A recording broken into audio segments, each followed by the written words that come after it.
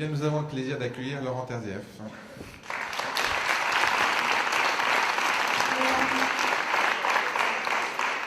Vous n'êtes pas obligé. Peut-être pourriez-vous nous dire un peu, de manière plus générale, la place que la poésie a pour vous, et notamment dans votre travail d'acteur ou de metteur en scène, comment elle a contribué à vous nourrir et comment elle continue à vous nourrir. Mais ça rejoint un peu ce que je disais tout à l'heure au sujet de ce que peut apporter le théâtre dans notre conscience du monde, c'est-à-dire quelque chose qui échappe à la pensée scientiste. La poésie, c'est ça. La poésie fait parole de ce qui, avant elle, n'était pas et qui, par elle, le devient. Parole de ce qui, avant elle et sans elle, ne pourrait pas être dit. C'est-à-dire quelque chose qui échappe à la rationalité. Et c'est ça que le théâtre peut transmettre, c'est l'irrationnel. Je pense que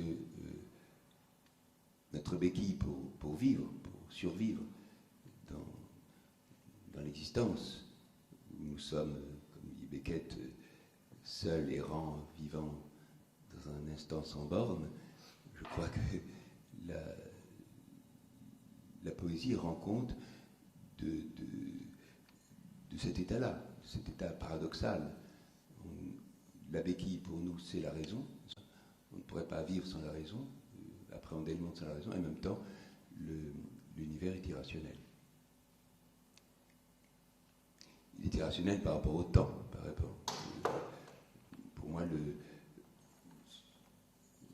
on dit par exemple qu'il n'y a dans la vie de concret que le présent. Or, par dérision, et dérision un peu sadique, c'est justement le temps qui n'est pas saisissable. Pour moi, le temps en tant que présent. Le présent n'est pas saisissable. Le présent, pour moi, c'est du passé en train de se faire. Et dans une vision un peu pessimiste des choses, je pense qu'aussi, le passé, c'est un avenir qui n'a pas tenu ses promesses. Donc,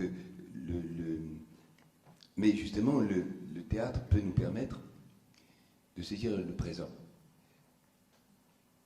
Parce que le théâtre est, comme le définissait admirablement Adamov, le théâtre est un temps réinventé dans un espace transfiguré. Il valorise nos sentiments et nos pulsions dans la vie de tous les jours. Il nous aide à, même quand le théâtre devient désespéré, désespérant, il donne à notre conscience désespérée, à notre désespoir personnel, un moyen de le surmonter. Mais par rapport au choix, par exemple, d'être acteur, de faire de la mise en scène, est-ce que vous pouvez nous parler un petit peu de cette entrée en matière? Je crois que faire du théâtre, c'est exploiter l'instinct ludique qui existe chez chacun de nous. Bien sûr, c'est peut-être un lieu commun de dire ça, mais enfin,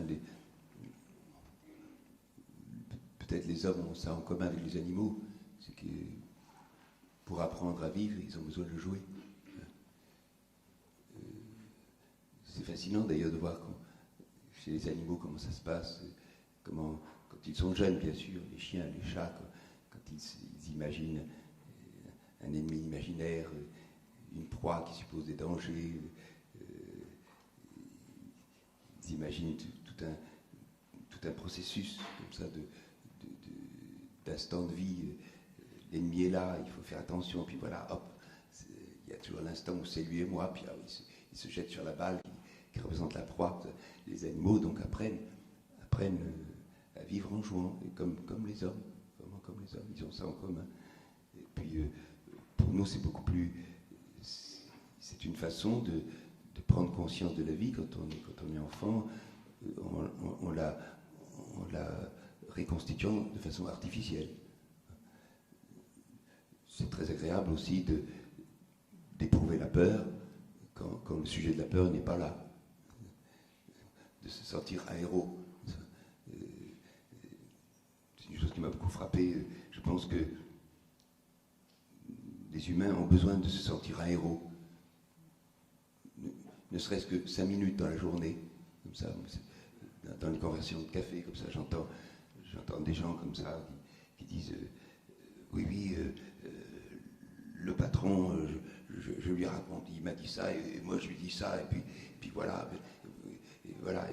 il lui a rivé son clou. Pendant 5 minutes au bistrot, il devient un héros. Voilà, c'est une façon de vivre aussi, ça. Donc moi j'étais enfin, c'est surtout faire du théâtre, c'est justement exploiter cet instinct dans un but artistique, bien sûr. C'est tendre un miroir au public qui reflète l'histoire des hommes. C'est devenir un peu la caisse de résonance du monde. J'étais un garçon plutôt introverti, et le théâtre, c'est pas pour ça que j'en ai fait. Enfin, il m'a en partie guéri de mon introversion, en me faisant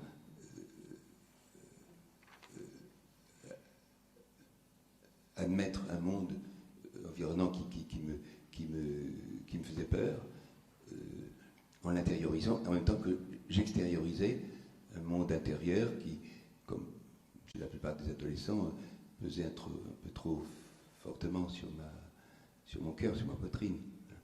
Enfin, encore une fois, ça c'est pas, on ne fait pas du théâtre pour faire de la thérapie remboursée par la sécurité sociale, mais c'est tendre au public un miroir un miroir au monde qui reflète le monde, qui reflète, comme je disais, l'aventure des hommes, grâce à l'expérience du langage, donc de la poésie. Je dirais même par l'expérience sans cesse renouvelée du langage.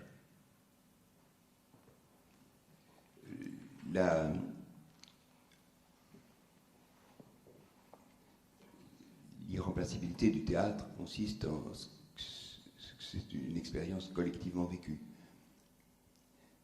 grâce à la présence physique réelle des acteurs sur le plateau, qui fait que le public devient lui-même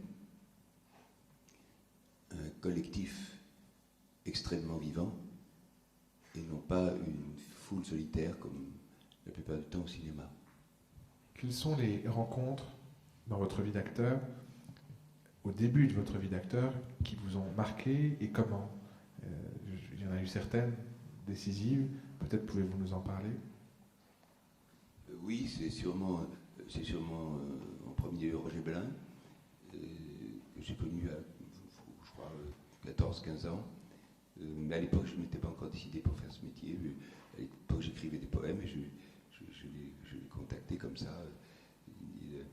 Il était très ami d'une amie de ma maison, qui était danseuse, très bonne danseuse, Marguerite Bouguet. Et elle m'avait pris un peu sous sa protection et elle a parlé de moi à Belin, qui était un jour chez elle. Et voilà, elle était me chercher à l'étage en dessous, puis je l'ai connue comme ça. Et je lui ai montré mes poèmes, qu'il a trouvé purs. Enfin voilà, c'est ce qu'il a dit à l'époque. Mais je n'en fais plus qu'à maintenant. Et puis voilà, puis j'ai suivi son travail. À l'époque, il était co-directeur avec Christine Singos de la Gaie Montparnasse. Et il avait monté la sonate des spectres de Strindberg. Et j'ai vu ça une fois, on était 10 dans la salle. Ils l'ont joué 100 fois, je crois, devant 10 personnes. Mais c'était extraordinaire. C'est là que je me suis rendu compte que le théâtre, celui de Strindberg, mis en scène par Belin, pouvait faire se rencontrer le monde visible et le monde invisible, c'est-à-dire de rendre compte ce que j'évoquais tout à l'heure, quelque chose qui n'est pas réductible à la rationalité. Et ça, grâce, encore une fois, à la présence physique réelle des acteurs sur le plateau, et qui rend vivant la poésie, qui lui donne, qui agit par vibration. Voilà, c'était, si vous voulez, le déclic pour moi. Vous avez ensuite, notamment avec Tête d'Or, été au cœur du théâtre public, à l'Odéon, et vous avez fait un choix par la suite qui a été celui de ne plus être dans ce système de cette manière-là. Et vous avez essentiellement travaillé par la suite dans des théâtres privés, dans un théâtre de création de textes contemporains, notamment de textes anglo-saxons. Et vous avez porté ainsi, disons, un choix.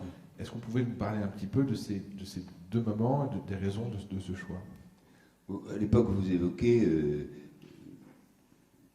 la schizophrénie entre théâtre privé et public n'existait pas. On ne se posait pas la question. C'est venu beaucoup plus tard, justement avec le développement du théâtre public. À ce moment-là, il y avait très peu de théâtre public. Quand j'ai débuté, j'avais 17 ans, en 1953, avec Jean-Marie Séraud, une pièce d'Adamov. J'ai connu le théâtre était irrigué par deux courants.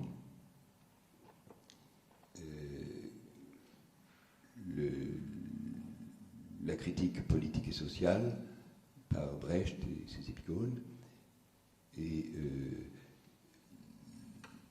la déréliction, l'absurde, la cruauté, avec Ionesco, surtout Beckett, Adamov première manière d'ailleurs, et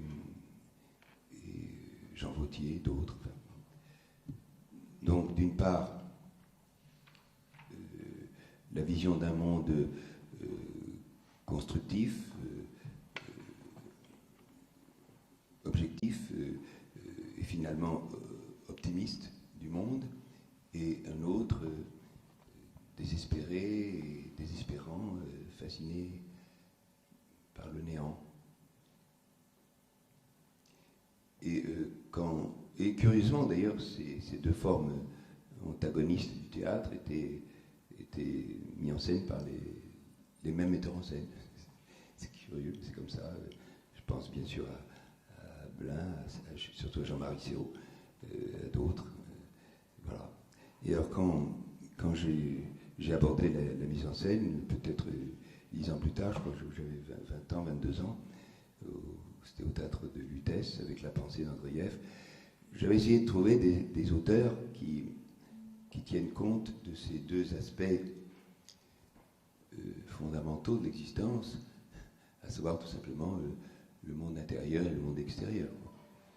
L'homme intérieur qui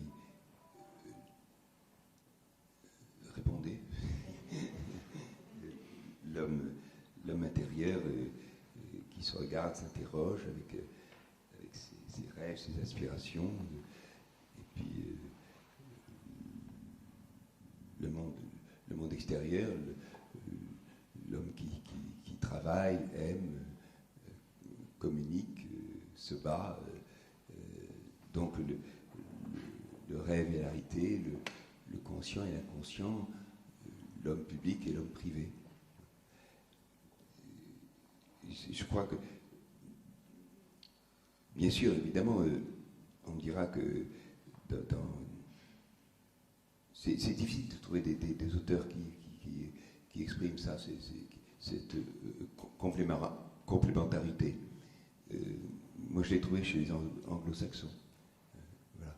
Et plus tard, chez les auteurs de l'Est, comme Brejec, par exemple. C'est très difficile de toute façon de trouver des auteurs qui rendent compte de ça. Et c'est de toute façon très difficile à l'époque d'écrire des textes, d'écrire pour le théâtre. Je crois savoir pourquoi. C'est parce que ce qui fonde un pays, une collectivité, une ethnie, c'est l'adhésion à un certain type de comportement, à des coutumes, une certaine philosophie, certains idéaux, l'adhésion à des mythes religieux communs, l'adhésion à un même langage, fondé sur le respect de cette langue. Et enfin, toute une échelle, tout un panel d'échelles de valeurs que l'évolution de la vie a tendance à tourner en dérision. Et c'est pourquoi nous avons un théâtre de la dérision, un théâtre de l'absurde, un théâtre de la déréliction. Ah, bien sûr, on dira que ces deux formes existaient déjà dans Shakespeare, bien sûr. Shakespeare, lui aussi, c'est comme les Grecs, il a tout inventé. D'ailleurs, il ne faut pas parler de Shakespeare à un dramaturge contemporain parce qu'il est très malheureux pendant 10 minutes après. Mais enfin, bon, bref. Mais justement, le génie de Shakespeare, c'est de maintenir dans une extrême tension, juste ce que j'évoquais tout à l'heure, c'est-à-dire l'éblouissement devant le miracle, après tout, que constitue l'existence. Hein. C'est une chance formidable d'exister, qui ne se retrouvera pas deux fois. Et puis l'abjection devant un monde de cruauté, d'injustice, de désordre, un monde voué à l'angoisse et au scandale de la mort. Voilà. Vous parlez de l'homme qui travaille. Peut-être pourrions-nous parler concrètement de votre travail d'acteur quand vous abordez un rôle. Je sais que vous faites un travail d'abord sur la langue considérable, un travail sur le texte. Et peut-être pourriez-vous nous parler, dans votre démarche d'acteur, de ce travail sur le texte et ce travail sur le rôle. Oui, moi je crois beaucoup au pouvoir logomachique des mots. Je ne fais pas de psychologie quand je travaille du tout. D'ailleurs, je n'ai pas de méthode. Hein. Si vous attendez de moi des méthodes pour faire ce métier, je crois qu'il n'y en a pas. Il n'y a aucune méthode, hein, vraiment. Dans tout l'art, d'ailleurs, il n'y a pas de méthode. Et d'ailleurs, je n'ai pas de méthode. Plutôt aussi, j'invente une méthode spécifique pour chaque nouvel ouvrage que j'entreprends. Ce serait trop facile d'appliquer les mêmes grilles à tous les auteurs qui se présentent. Il n'y a pas une façon de faire un métier artistique, que ce soit le théâtre, le cinéma, ou la peinture, ou la musique. Il y a mille façons. L'exemple le plus signifiant, celui que je connais, c'est quand même le cinéma. Le cinéma, quand j'ai tourné un film avec Buñuel, il me disait, au bout de 3 semaines de tournage, il me prend par le bras, il me dit, avec son accent merveilleux, vous savez, il paraît que vous êtes très bien dans le film. Alors je dis, oui, je suis ravi, mais pourquoi il paraît? Et il me dit, c'est parce que c'est la monteuse qui me l'a dit. En fait, il ne regardait pas les rushs. Et il avait une façon de tourner en plan séquence qui rendait le montage inutile. Il n'y avait qu'à couper les claquettes, les claps. Enfin. Et bon, en même temps, quelques temps après, j'ai assisté à un film sur Orson Welles, qui n'est pas n'importe qui non plus, et qui disait lui-même d'ailleurs dans le film, c'est un court-métrage qui était consacré, je ne sais pas ce qui est devenu d'ailleurs ce court-métrage. Et il disait oui, n'importe qui peut faire du cinéma, n'importe qui peut prendre une caméra et dire moteur, mais c'est au montage qu'on voit le metteur en scène. Alors donc il n'y a pas de méthode pour faire du cinéma. Oui, comment, je ne sais pas. Vous savez, depuis que en général, je mets en scène et je ne me pose pas de questions d'acteur. Je m'occupe uniquement des autres. Et si je me suis bien occupé des autres, il reste une case vide qui devient une espèce de miroir qui reflète ce que je devrais être. J'apprends mon texte par cœur, c'est tout. Oui, ça peut aider pour jouer un personnage. Et comment vous vous occupez des autres alors, quand vous mettez en scène? Ça dépend de qui est l'acteur. Prenons Claude Aufort dans l'habilleur, par exemple. Comment vous avez travaillé sur avec lui? C'est un mauvais exemple parce que ça s'est pas très bien passé. On peut en parler quand même, ou un autre si vous voulez. Non, parce que j'aime pas. Non, c'était un acteur que j'aime beaucoup, c'est un grand ami depuis 20 ans, mais là, ça s'est pas bien passé pour des raisons comme ça. Peut-être il avait trop peur du rôle, je sais pas, enfin il a été très bien quand même. Mais ça a été très éprouvant pour moi. Mais non, je sais pas. Prenez un exemple de votre choix. Non, chaque acteur demande un traitement particulier. Non, moi, ce que j'essaie de faire, j'essaie de mettre le cap sur un certain objectif par rapport à la pièce, globalement. Et cet objectif suppose que chaque personnage tienne un rôle. Je fais en sorte de donner des béquilles, des moyens à chaque acteur de tenir son rôle. Je demande beaucoup, je crois qu'il faut demander, parce que si on demande, on obtient. Et quelquefois, même si on est à côté de la plaque, ça oblige quelquefois l'acteur à trouver sa propre vérité, qu'il n'aurait pas trouvé sans ça.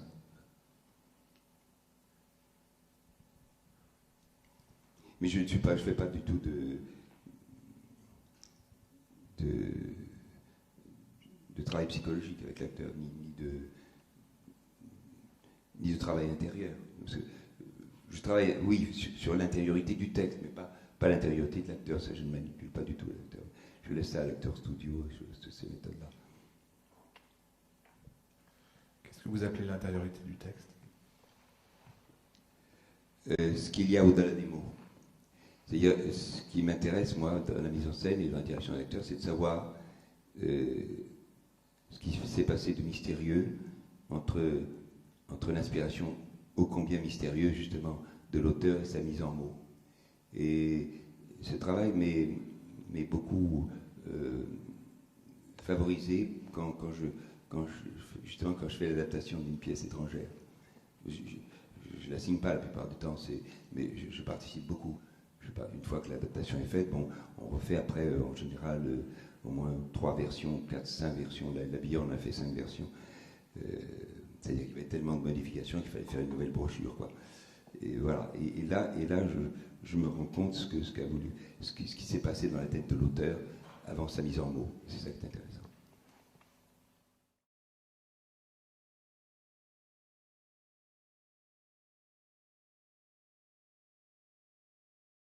Je pense que tout poète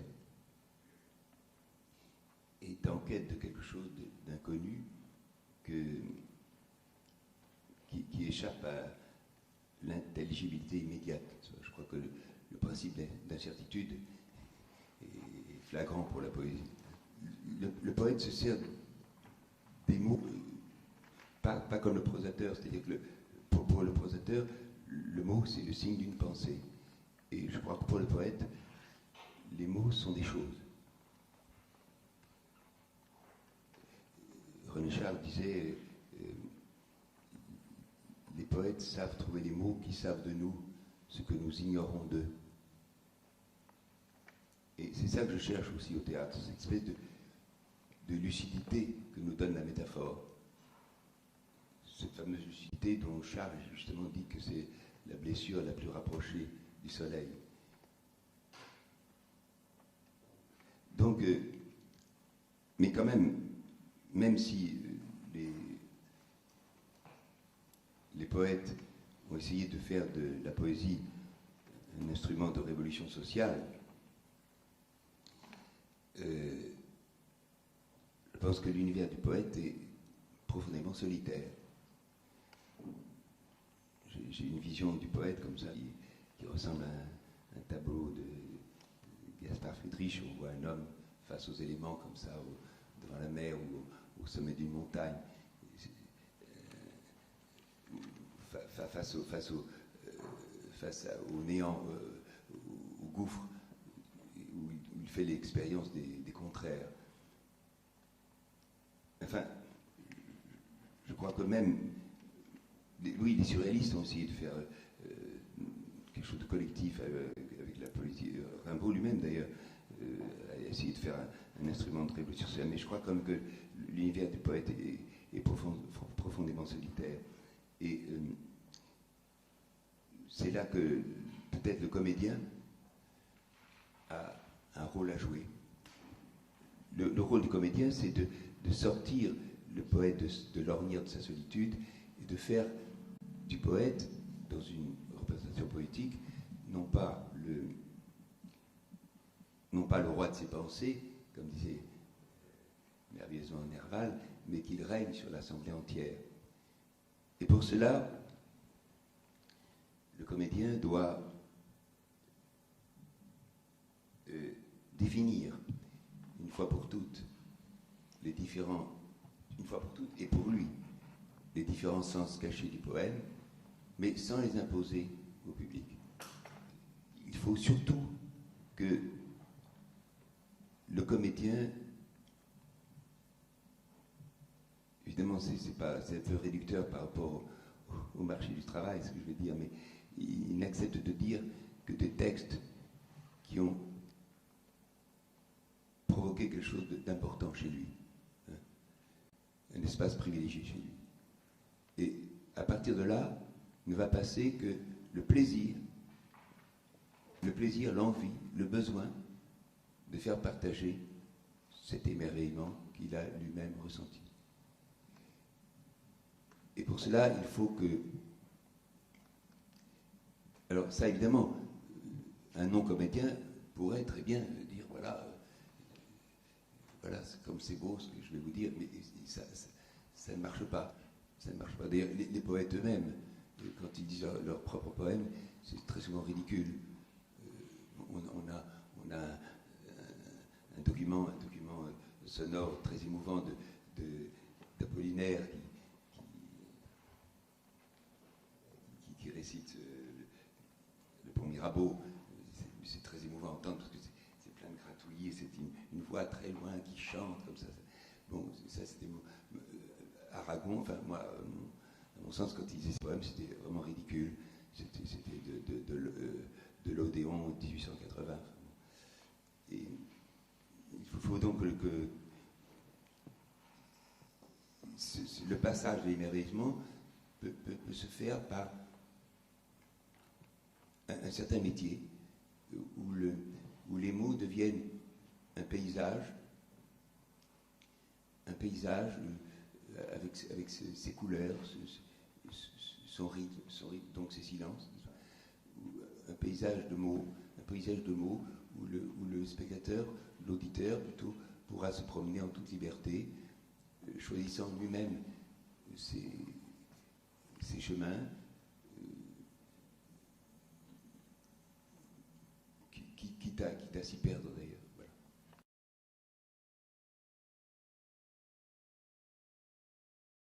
Je voudrais devenir un de ceux-là qui passent dans la nuit sur des chevaux sauvages, faisant flotter au vent de leur galop la chevelure dénouée de leurs flambeaux. Je voudrais être comme un barque, à la proue, et dressé, grand tel qu'un drapeau déployé, sombre, mais casqué d'or changeant. Et en arrière, 10 hommes faits d'identiques ténèbres, avec des casques pareils aux miens, blancs comme verre ou sombres, vieux, aveugles. Il soufflerait autour de nous la noire solitude que nous parcourons comme un songe bref. Les maisons dépassées retombent à genoux, les rues baient et biaisent, les places reculent, mais nous prenons tout et nos chevaux bruissent comme une averse. Dans les années 60, enfin à la fin des années 50, vous étiez beaucoup engagé politiquement pour la guerre d'Algérie, contre la guerre d'Algérie. Est-ce que vous avez continué par le théâtre? Est-ce que le théâtre est une résonance un peu politique pour vous? Ou est-ce que, par exemple, est-ce que vous pourriez vous engager encore maintenant pour quelque chose? Ou est-ce que le théâtre est un moyen pour vous de vous engager? Pour des choses ponctuelles, oui, sûrement. Mais pour la guerre d'Algérie,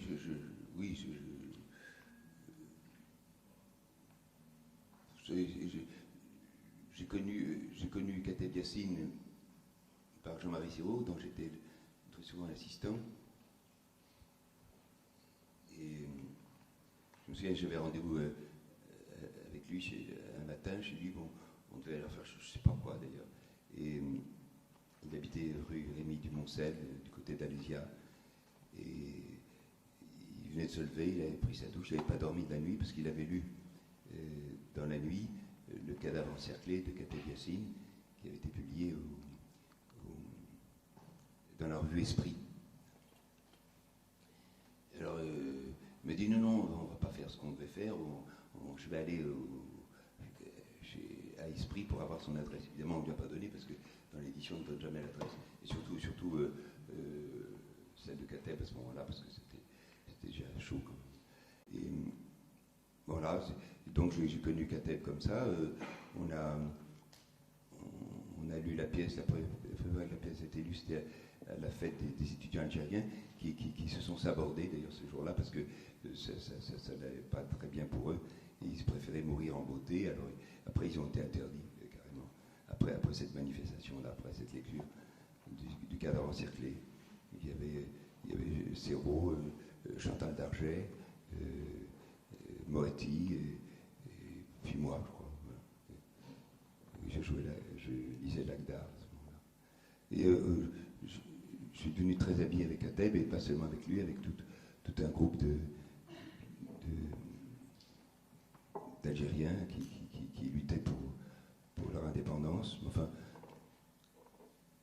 c'était... Je crois que malheureusement les jeux étaient faits, mais je crois que la plupart des Algériens, surtout les messalistes, n'avaient pas fait vraiment la rupture avec la France. Ils pensaient disaient qu'ils n'envisageaient rien sans la France. Le combat était très difficile à mener pour ça, parce que c'était pas populaire en France. C'était quand même un département français. Malgré toute l'injustice et les discriminations qui y régnaient, c'était induit comme ça dans le patrimoine français. Et le Parti communiste a été très très en retrait dans ce combat, parce qu'il n'était pas... Il savait que c'était un combat qui n'aurait pas de résonance dans l'opinion. Ils l'ont fait un petit peu du bout des lèvres. Bon, mais enfin, pourquoi j'ai signé le manifeste 121 ? Parce que justement, à l'époque, il ne se faisait pas grand-chose. D'ailleurs, des amis communistes me l'ont beaucoup reproché. Je ne sais pas pourquoi, d'ailleurs. Mais parce qu'il ne se faisait rien à l'époque. Ça faisait 6 mois qu'on s'enlisait dans du rien, du vide, quoi. Il y avait des morts qui tombaient de tous les côtés. Et moi, je ne suis pas tellement du genre... je ne fais pas tellement partie de la race des signeurs. Mauvais jeu de mots. Enfin... mais ce manifeste avait la vertu d'être illégal.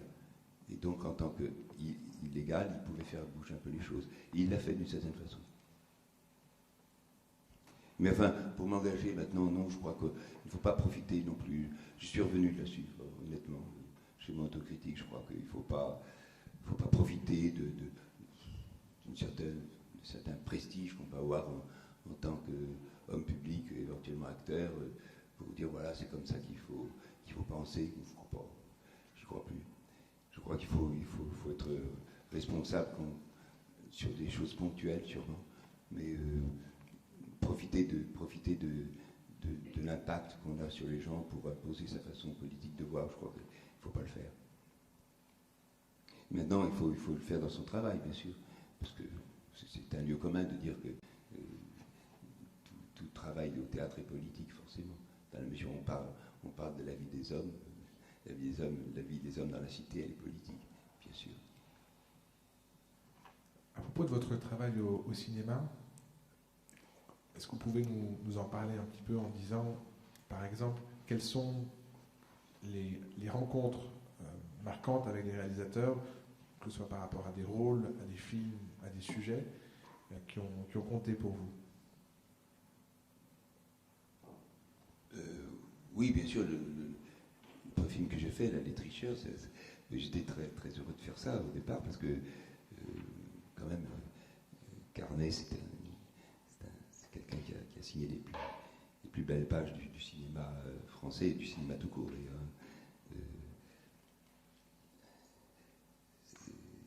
Les Enfants du Paradis, pour moi, c'est un des plus beaux films de l'histoire du cinéma, parmi les 2, 3 plus grands films. Voilà. Et voilà, j'étais donc très content de travailler avec lui et très, très fier aussi. Je dois dire que, dans un premier temps, ça n'a pas été tellement passionnant, parce que je trouvais que c'était un film sur les jeunes fait par des vieux. Mais je m'étais trompé. Je m'étais trompé parce qu'il y avait quand même quelque chose de prémonitoire. C'était juste avant l'histoire des yéyés, c'était avant l'époque où il s'est constitué. C'est intéressant sur le plan d'évolution sociale. Il s'est constitué une classe de jeunes, indépendamment d'ailleurs des classes sociales. Et il y avait une classe de jeunes qui se revendiquaient en tant que jeunes, même qu'ils soient riches ou pauvres, tout rang social mêlé. Et c'est venu juste après, c'était très prémonitoire. Oui. Et bon, mais enfin, c'est pas un très grand film non plus, quand même. Et oui, par la suite, j'ai connu les derniers feux du cinéma dit de qualité, qui était tellement vilipendé par la nouvelle vague. À juste titre, ça se comprend très bien, parce que justement,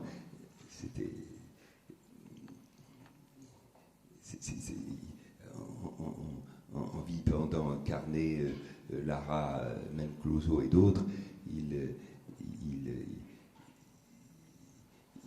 voulait descendre le traître, l'hérétique, parce qu'ils étaient dépositaires comme de certains cinémas adultes. Pour la nouvelle vague, c'était pas ça le cinéma. Bien que justement Truffaut, à la fin de sa vie, disait qu'il aurait de bien aimé tous les films de sa vie, justement, pour avoir fait Les Enfants du Paradis. Enfin, il l'a très tard. Puis après, bon. Mais surtout, ce que je trouvais intéressant, c'était le cinéma italien. Là, vraiment, il y avait une espèce de fantaisie, de liberté dans le cinéma italien qui était vraiment formidable. Il m'a envoyé des scénarios torchés, je ne sais pas comment, mais il y avait toujours des idées, des choses très... Et voilà, ça a été Pontecorvo, ça a été qui d'autre, Rossellini, Pasolini, je l'ai connu comme scénariste du premier film que j'ai fait en Italie avec Mauro Bolognini, qui était un très grand metteur en scène qui est mort il y a 3-4 ans. Et il était scénariste du film qu'on faisait, qui s'appelait, en italien, ça s'appelait La Notte Brava. C'est sorti sous le titre des garçons. C'était un très bon film en italien, un film médiocre en français, parce qu'il est passé doublé, parce qu'il y avait les 2 acteurs français, les 2 protagonistes, Brialy et moi, on était français, alors ils ont sorti une version française qui était pas très bonne du tout. Et c'est là que j'ai connu Pasolini, qui était donc le scénariste du film. À l'époque, Pasolini n'avait jamais fait de film, d'ailleurs il ne m'en a pas parlé. Il ne m'avait pas dit à l'époque qu'il ferait des films. Pourtant, tu sais, on a beaucoup parlé, on parlait surtout de politique d'ailleurs. Et il ne m'a pas dit qu'il ferait des films. Mais il était très, très anxieux de la façon dont on faisait son film. Enfin, parce qu'il nous emmenait, Brialy et moi, voir les bidonvilles qui jouxtaient Rome à cette époque-là, en me disant voilà, c'est ça mon film. Oui. On a essayé de le faire, c'est ce qu'on a prouvé. Mais voilà, je l'ai retrouvé 10 ans après. Il avait fait Hackathon, son premier film, et puis il était devenu une gloire du cinéma. C'était très intéressant, parce que autant il était communicant 10 ans avant, autant là, comme ça m'a beaucoup frappé chez certains êtres qui sont morts très jeunes, il semblait pressé. Il réservait ses énergies pour travailler, justement. Du coup, il était moins communicant. Il ne se livrait que lorsqu'il fallait témoigner devant l'histoire, devant une journaliste comme ça. Enfin, il m'avait proposé Ostia et m'aider en même temps. Je ne voulais pas faire Ostia parce que c'était un personnage comme ça, une espèce de ragazzi. Je trouvais que les Italiens faisaient ça beaucoup mieux que moi. Enfin, c'était à prendre ou à laisser, il fallait prendre le paquet au prix de gros. Alors j'ai accepté parce que Médée, c'était un très beau film. Voilà. Mais Ostia aussi, d'ailleurs, c'était un très beau film. Et comment se passait le travail avec lui? Est-ce qu'il était très dirigiste dans le jeu d'acteur? Est-ce qu'il vous laissait... Pasolini, non, pas du tout. Non. Il vous laissait faire? Oh, tout à fait, oui, très, très libre. Enfin, il y a une façon de laisser libre les acteurs. Il faut les mettre dans un environnement harmonieux, déjà, et en situation. Ça, il faisait ça très bien. Très, très bien.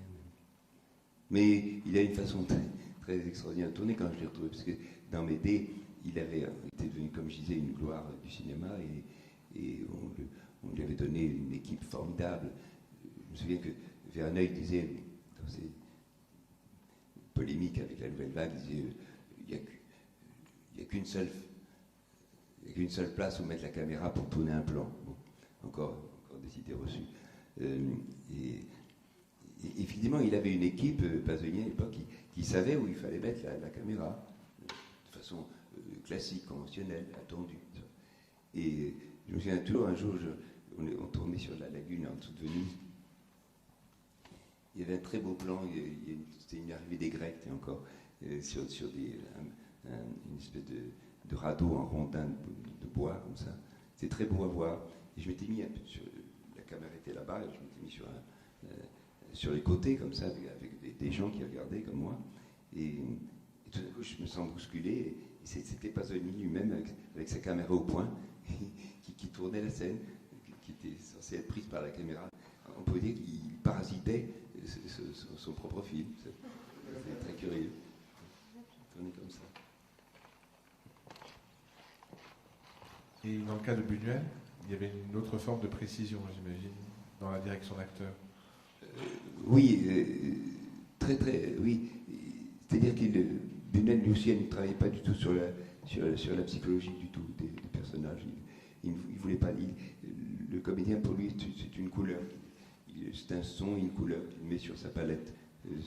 Mais là aussi, il le mettait très, très bien en situation. Tout à fait. Mais il m'a fait remarquer comme ça des choses techniques, certains tics, une façon de cligner de l'œil qui n'était pas bonne. Lui, il le remarquait tout de suite. Il avait un œil extraordinaire. Il dirigeait par correction plutôt que par indication. Mais il ne fallait pas lui parler moi, je l'avais compris d'instinct comme ça, qu'il ne fallait pas lui parler des ressorts poétiques ou du film, des résonances. Il ne fallait pas.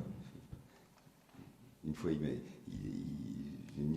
vous connaissez ça, je ne dirais pas qui c'était d'ailleurs.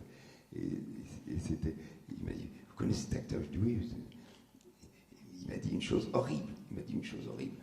C'était très savoureux avec son accent.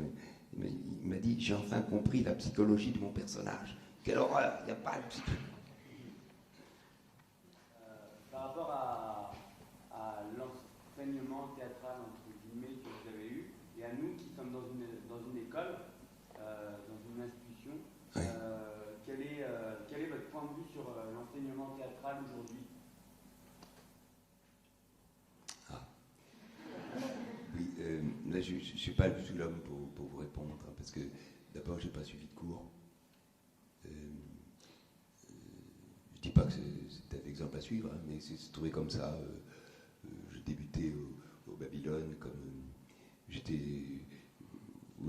c'était juste l'année d'après la création de Godot. J'avais connu Adamov et je servais un peu de régisseur. Pas bon régisseur du tout, mais bénévole, ce qui était très important pour les finances du Babylone à l'époque. Alors voilà, puis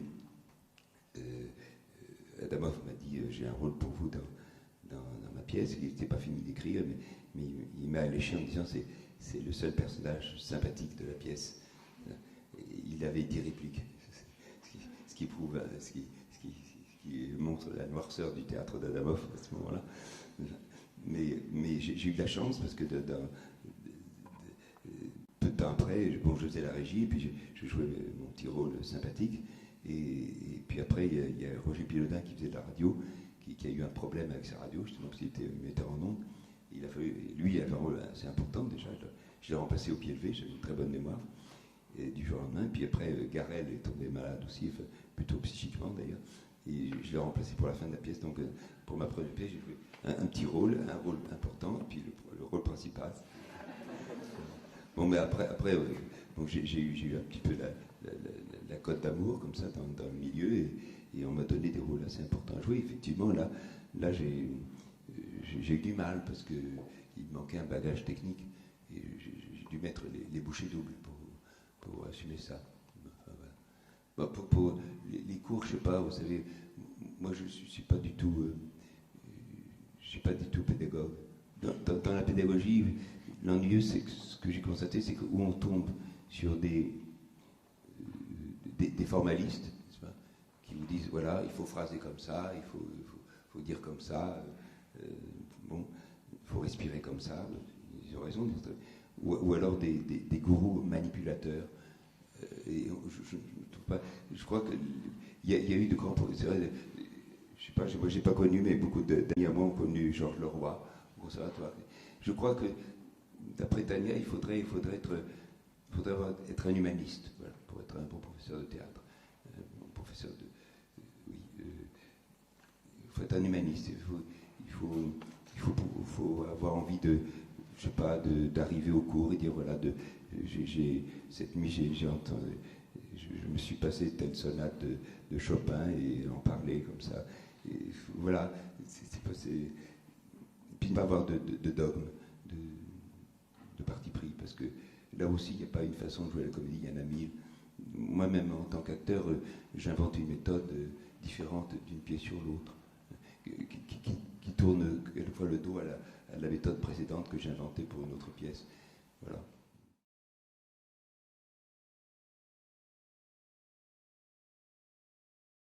Je crois que je vous disais que ce qui m'a toujours fasciné, moi, dans l'expérience théâtrale, c'est que justement c'est une expérience collectivement vécue, qui fait que, je ne sais pas si je l'ai dit tout à l'heure, mais enfin, qui fait que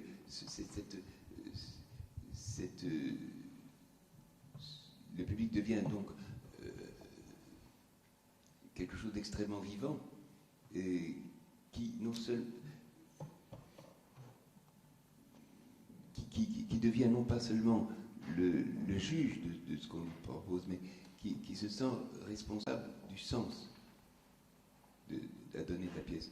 C'est ça qui est fascinant dans le théâtre, que quelles que soient les a priorités que le public avait à rentrer dans la salle de théâtre, il va se sentir responsable, non pas seulement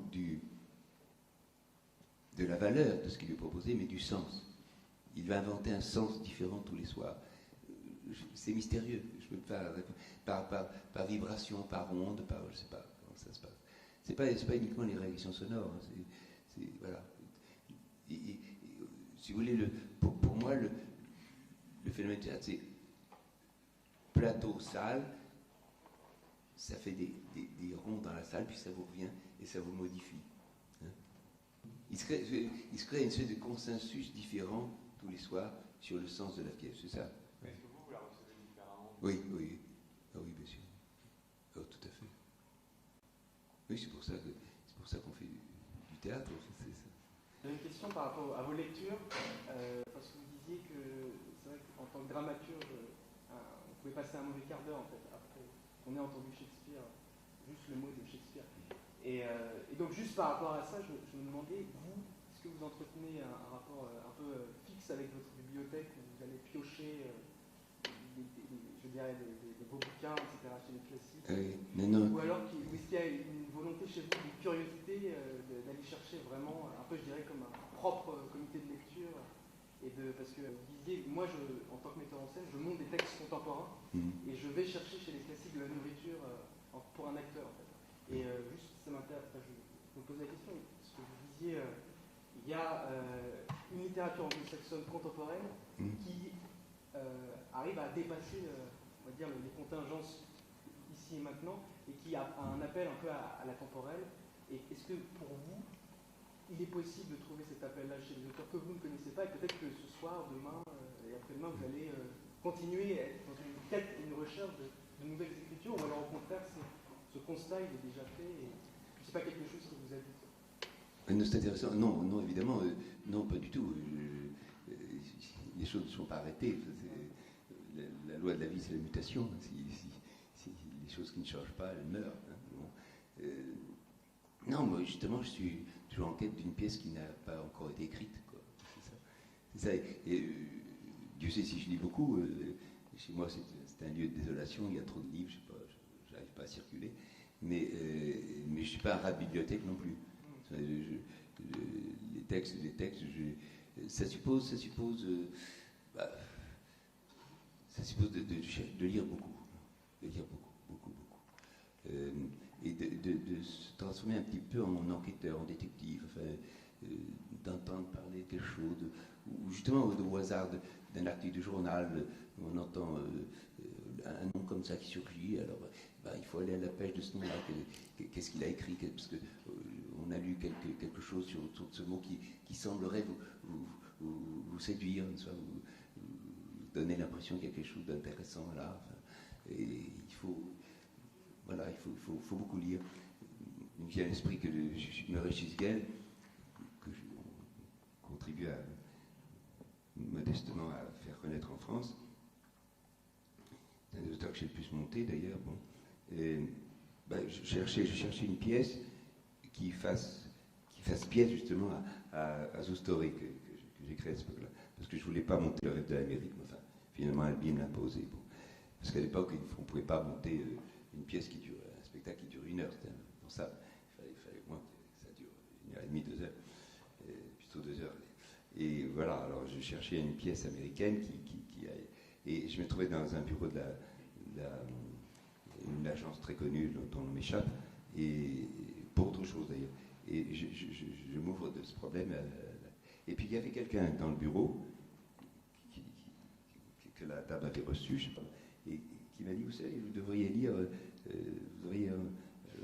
tel auteur. Il m'a donné le nom de Chisgel par rapport à une pièce qui venait de se créer 2 mois.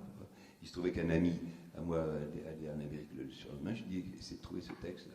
C'est comme ça que j'ai découvert Chisgel. Et ce type-là, j'ai jamais revu de ma vie. C'est curieux.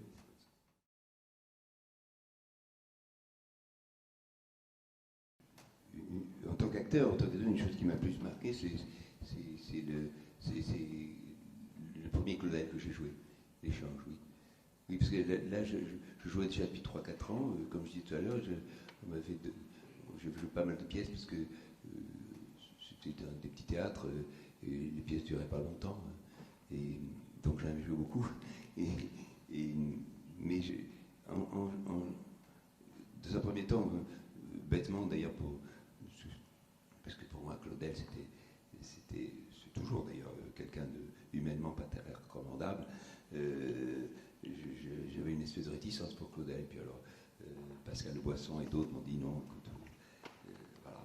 Et donc on a joué l'échange au Claude Saint-Séverin, je crois que c'était en 57, 58.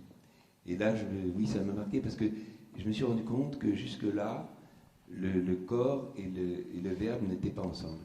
Et là avec ce rôle de Louis Laine, peut-être parce qu'il était très physique, je ne sais pas, là j'ai l'impression que pour la première fois, cette espèce de schizophrénie entre la parole et le corps était détruite, était guérie, si je puis dire.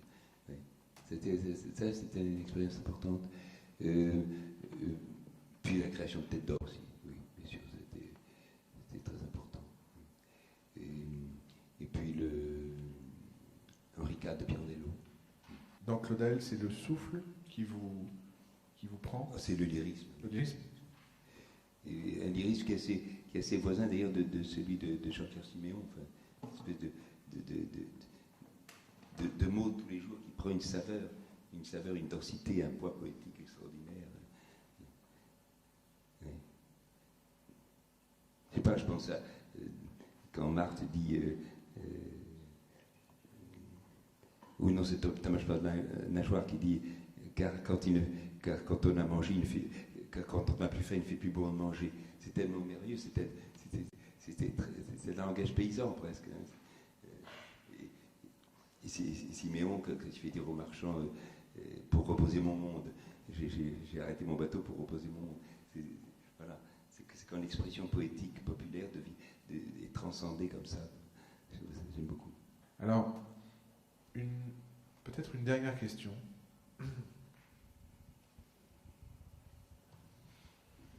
Qu'est-ce que vous avez envie de travailler maintenant?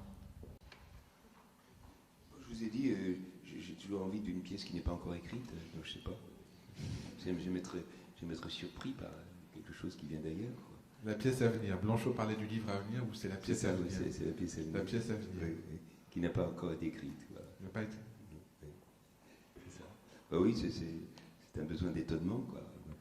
Pour répondre à... C'était pas une mauvaise question que vous m'avez posée. Si je continue, je crois que je vais continuer à faire ce métier si je continue à être étonné. Hein. Voilà. S'il n'y a pas une certaine envie, un certain étonnement, oui, je crois que c'est ça. À ce moment-là, quand j'aurai plus l'étonnement, je m'en irai. Du moins, je cesserai de faire ce métier.